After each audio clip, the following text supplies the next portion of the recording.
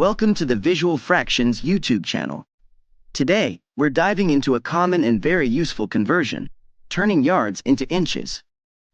This conversion is particularly handy in several areas, such as textile industries, sports field measurements, and even in everyday home projects. Let's begin with the basics. A yard, often abbreviated as YD, is a unit of length in the Imperial and United States customary systems. An inch, abbreviated as in, is another unit of length in these systems.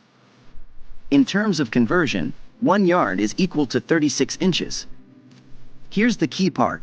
To convert yards to inches, simply multiply the number of yards by 36. For example, if you have a length of 4 yards and you need to know how many inches that is, multiply 4 yards by 36. This calculation results in a total of 144 inches. Let's consider a practical scenario. If you're involved in a crafting project and you have fabric measurements in yards but your sewing patterns are in inches, it's straightforward. Just multiply the length in yards by 36 to get the length in inches. And there you have it. Converting yards to inches is a simple process. Remember, 1 yard equals 36 inches.